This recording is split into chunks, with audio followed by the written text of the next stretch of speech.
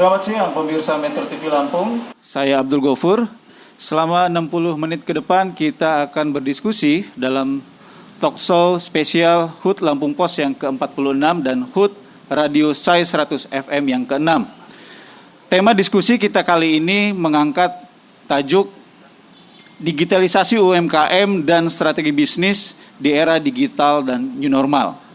Sebagaimana kita ketahui, teknologi telah berkembang demikian masif saat ini. Teknologi telah mempengaruhi aktivitas interaksi para pelaku usaha dalam berbisnis, baik dari produsen, distributor, hingga konsumen.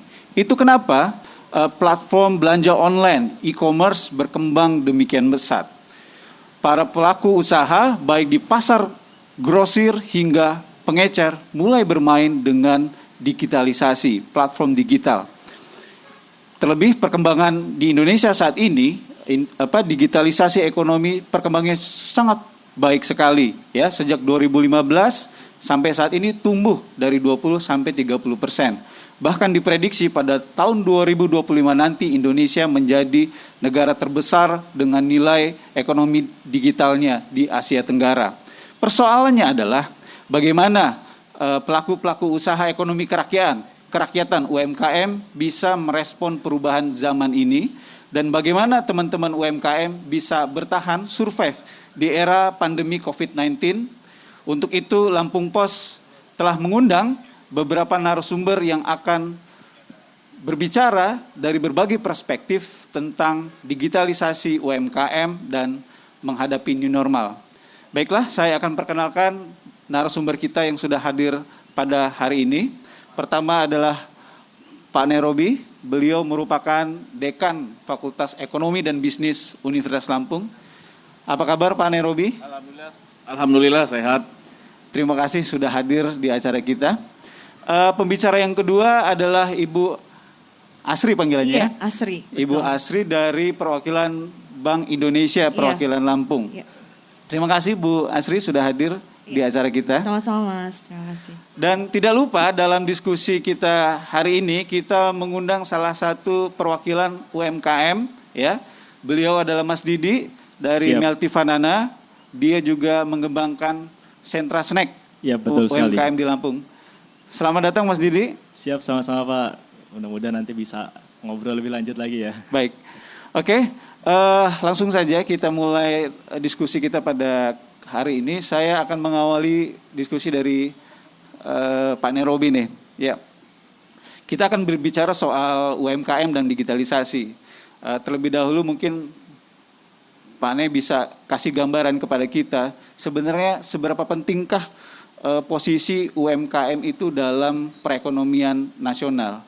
Kemudian kenapa digitalisasi itu menjadi hal penting yang harus direspon oleh teman-teman UKM. Silakan Pak Nerobi. Ya, terima kasih Mas Ghafur. Ini saya kalau ingat Mas Ghafur ini ingat kuliah zaman dulu ya Mas Ghafur ya. Karena beliau salah seorang mahasiswa saya.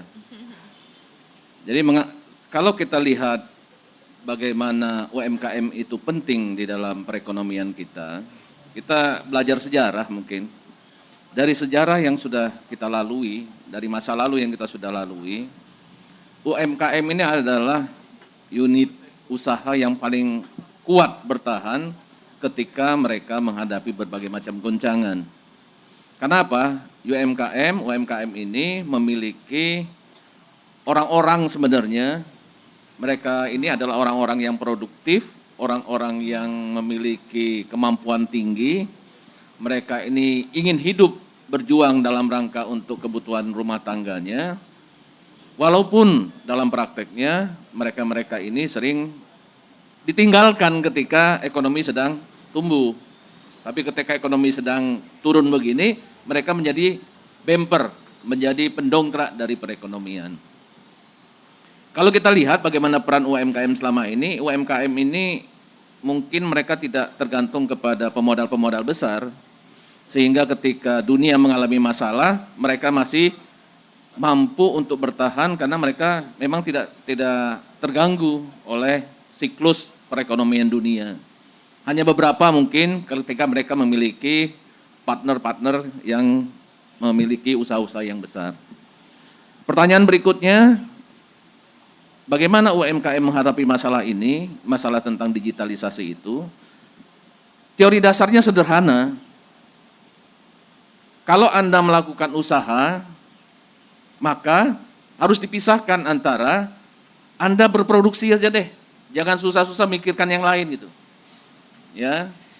Kemudian untuk memasarkannya bukan Anda lagi gitu. Selama ini yang selalu ada di benak pengusaha kecil itu selalu saya yang memproduksi, saya juga yang akan memasarkan. Ini yang harus kita rubah ke depan. Karena itu tidak spesialisasi. Jadi ketika UMKM itu sudah berpikirnya, oh iya, saya ini harus memproduksi barang yang paling bagus, barang yang paling bermutu, barang yang dikehendaki pasar, sudah dia produksi. Bagian lain lah, pihak lain-lain yang nanti harus membantunya. Dia akan mengembangkan bagaimana produknya semakin bagus, dia konsentrasi ke sana. Yang lain adalah konsentrasi untuk memasarkan. Jadi ke depan kita harus ke sana. Nah, digitalisasi itu adalah sarana untuk membuat apa yang saya katakan ini bisa terrealisasi dengan cepat. Sehingga dampak ke depannya UMKM akan semakin menghasilkan produk-produk yang bermutu, harganya rendah, kemudian yang di sana memasarkannya sampai tidak hanya pada lokalan, tapi mungkin sampai ke dunia internasional. Kira-kira begitu, Mas Gofur. Iya. Pertanyaan selanjutnya Pak Nairobi. Kira-kira tadi kan bicara dampak ya, seberapa besar dampak dengan adanya digitalisasi UMKM, ya terutama mungkin untuk peningkatan omset dan lain sebagainya gitu. Kira-kira seperti apa Bang prospeknya ke depan untuk digitalisasi UMKM itu sendiri? Ya, jadi saya ingin cerita. Kemarin saya mau beli dasi itu. Dasi saya lihat di sebuah penjualan online, ya itu hanya nilainya Rp21.000. Saya terkejut ketika kemarin dikirim, ternyata barang ini dikirim dari Shanghai, Cina. Kalau kita tidak hati-hati, UMKM kita yang tidak bersaing ini akan jauh kalah oleh UMKM yang ada di luar negeri. Kenapa? Karena mereka sudah memiliki pemasar-pemasar yang handal gitu loh. Nah, di dalam negeri kita sekarang ini kan belum ada itu. Sehingga UMKM kita ini masih berkutat dengan masalah klasik itu tadi gitu loh. Jadi perlu kita carikan sarana untuk membuat agar UMKM ini bisa kembali dalam posisi dia berkonsentrasi kepada titik-titik tertentu.